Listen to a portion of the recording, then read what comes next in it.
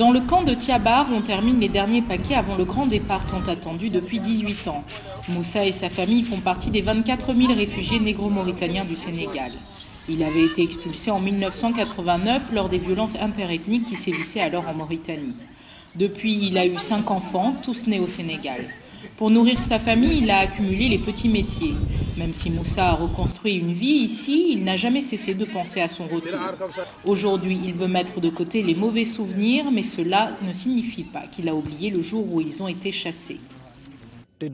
Mon père est resté malade pendant 14 ans. Lorsque le chef de brigade de la police mauritanienne est venu me demander de l'emmener avec moi au Sénégal, je lui ai expliqué qu'il était condamné à mort s'il voyageait. Je vous assure que ce jour-là, il m'a donné une grosse gifle. Et une fois ici, mon père est mort. Ne sachant pas de quoi sera fait leur vie en Mauritanie, Moussa veut emporter son cheval et ses chèvres. Après plusieurs négociations avec un agent du HCR, il est assuré que les animaux traverseront avec lui. Les autorités mauritaniennes ont garanti une réintégration pour les réfugiés. Ils auront toutes les compensations nécessaires et qu'ils auront demandé. Donc je ne pense qu'il ne faudrait pas tergiverser. Je crois qu'il faut être honnête. À partir du moment où on fait des revendications, que ces revendications sont acceptées, il ne faut pas chercher la petite bête.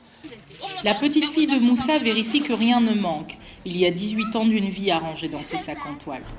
Au milieu du camp, des tentes sont montées. C'est là que les familles passeront leur dernière nuit au Sénégal. Dès 7 heures, les familles sont prêtes à quitter le camp. Moussa et les autres doivent attendre toute la matinée avant de traverser le fleuve. Un moment d'émotion, des larmes coulent sur le visage de Moussa. De l'autre côté, ils sont accueillis par des officiels, une reconnaissance importante pour ce premier départ. Il y a eu des efforts les années passées pour ramener tous ces compatriotes qui ont été faits avant. Il y a eu 35 000 qui étaient rentrés en 98, entre 98 et 2000. Mais le problème, c'est que le traitement de la question n'était pas du tout approprié et cela n'a pas donné la solution qu'il fallait. Après la reconnaissance du statut de déporté, les réfugiés souhaitent retrouver leur citoyenneté. Avec de la patience et de l'espoir, Moussa, son épouse et ses 5 enfants vont enfin être identifiés. À la clé de cette longue attente, une carte d'identité prévue dans les prochains mois.